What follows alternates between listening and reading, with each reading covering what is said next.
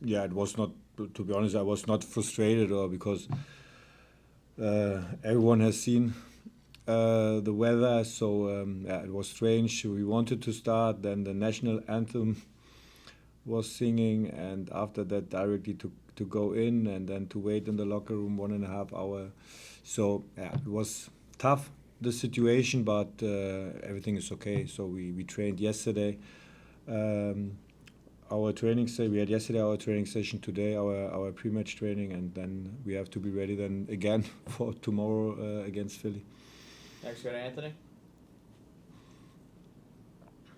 Hey, Coach, are there any positives to having your team not play in such conditions during that game? Is it giving you a chance to reevaluate some of your guys that maybe wouldn't have started on Wednesday, but now you feel are ready to go for Saturday? Yeah, I said this before the US Open Cup game. So this one game before Wednesday, it was one game against Philly in our US Open Cup. So now it's another competition, another situation now against Philly in the season now, and we had now two days time. Positive was that we had yesterday more time in our training session to prepare for the game tomorrow. So normally when we would play on Wednesday, then it's not the highest load. Then it's more recovery training on Thursday. But now we had a good 2 training sessions to prepare for Saturday, the game against Philly. Next, go to Dan. Good afternoon, Sandro. Hope you're doing well. Speak about Ty Baribo. He's been such a dangerous striker for Philadelphia. How important is it for your backline to really be aware of him and to prevent him from scoring any goals? Yeah, it's not it's really good quality, Baribo. So with his runs and physical play, and but it's not only he is more than also the other guys, and with all these clear direction, with all these deep runs, and they are very good. What I said before the before the game on Wednesday. So clear style of play, clear identity, how they want to play, how they want to score with these deep runs, and but it's not now a man marking situation for us or something like that. It's as usual, we have to defend all together, and it starts then with our strikers, and then it starts with our midfield players, and this is what we need, and then that we have the highest pressure on the ball, and then especially to use our transition moments when we can create these ball recoveries. Go back to Anthony. Coach, Philadelphia is a team that plays a style somewhat similar to you guys, and they've even down to Ernst Tanner being somebody kind of from that Red Bull organization. How is it preparing, knowing that you're playing a team that has such a similar style, such a high intensity style to you guys? Yeah, from the intensity, it's similar, and when you are looking also to the numbers, and they are playing very physical against the ball, and also with a lot of good deep runs. What I said in their ball position or in their transition moments. But I think not. We have also some phases in the game which is different compared to Philly, and yeah, we have to show our quality, our mentality, our intensity. But everyone can expect, of course, that will be a high intensive game, and in that case, we have to be ready. We have to be very strong in the duels. We have to be very compact, very aggressive, and then to use our quality when we have the ball. Go back to Mark. Coach, some really interesting comments from the teams that are here for the World Club Cup about the Club World Cup, about the playing conditions in the summer in the United States. Yeah. The frustration with it, high heat, high humidity, weather delays, weather cancellations. I'm curious if you have overall thoughts on what the impact that the weather in general has on as you manage your team, and with the World Cup next summer here, what would you advise those coaches to do for their teams? I would say after this experience, and it's a little bit different because our match time is most of the time in the evening.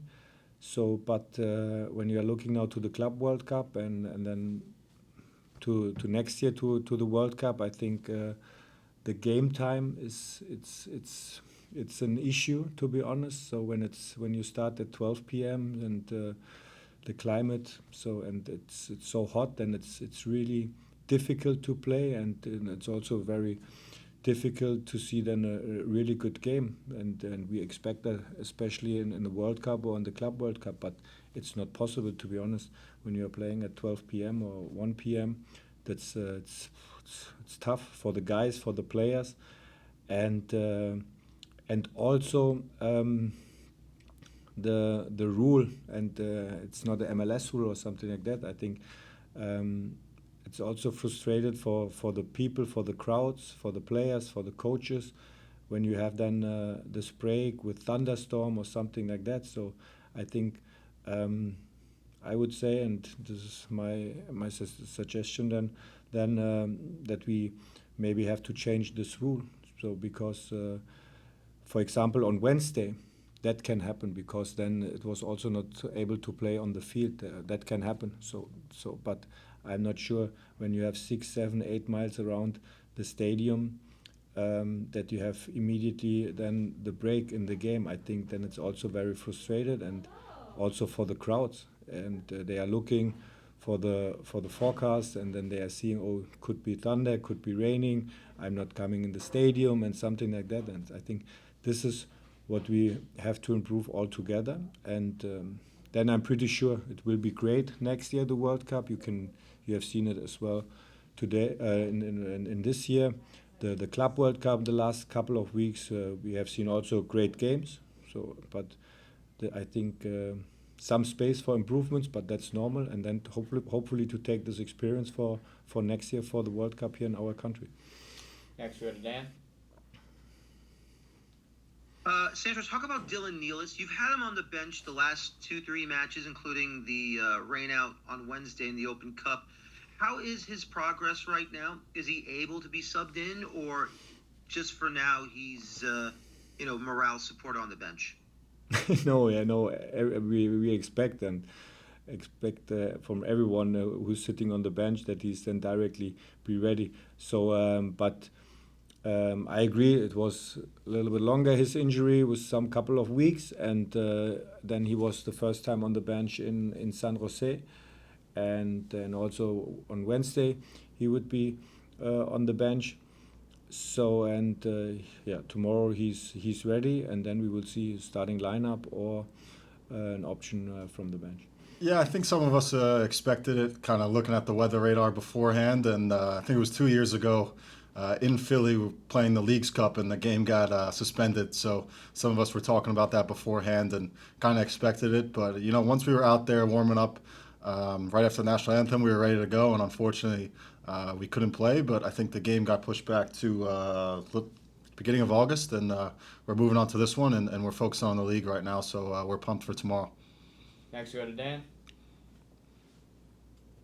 Hey, Sean, how you doing? How happy are you to see Dylan, who was on the substitutes bench for the last 2 games, even though he hasn't played yet, but still, how happy are you to see your brother back out there and not rehabbing?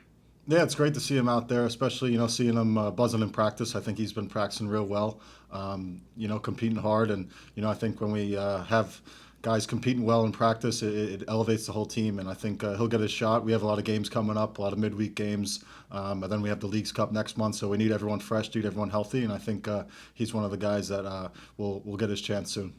Next we go to Anthony. Hey, Sean. It's been a while since Red Bull's been able to go down to Philly and get a win. Is that something that weighs on not weighs, I guess, but is that something in the back of your mind as you prepared? Is it a motivator knowing that you guys really want to put one back on them? Not necessarily. I think we just want to win the game outright. We've been a little inconsistent in the league. We've had some ties the last couple of games in the league, and we want to go out and win, put 3 points on the board, and kind of get the second half of the season rolling. And I think we have the opportunity to do that. We have a very talented team, and I think we've had a good week of practice. Unfortunately, the game got rained out Wednesday, but it's the same opponent, so we get to prepare a little more, prepare a little harder the last 2 days, and we're feeling good to go tomorrow. Go back to Dan. Just to pick up on Anthony said there, Sean, has it been really frustrating when you've had good opening halves and then something just goes wrong along the way and you're just not able to get the full 3 points? You've had a couple of draws here and there. Yeah, I think that's kind of the ebbs and flows of the season. Last year we had some rough parts of the season, especially towards the end, but then we kind of figured it out and peaked at the right time. And I think that's kind of the thing this year is we're going to figure it out. We know we have the talent to do that, and some games might not go our way, but we're going to learn from those moments, learn from these games or mistakes. And I think we're getting better game by game, practice by practice, and we're feeling real good going into tomorrow. Go to Mark. Sean, Baribeau is a really, really talented striker that is already on double-digit goals. Talk to us about the challenge of facing up against a player like that. Yeah, he's a great striker. Brad has his guys playing well, but every day in practice we have to go up against a great striker, and Emil's great in finding him. So I think what we do in practice kind of tests our back line to the most. And I think we're feeling good, feeling confident going into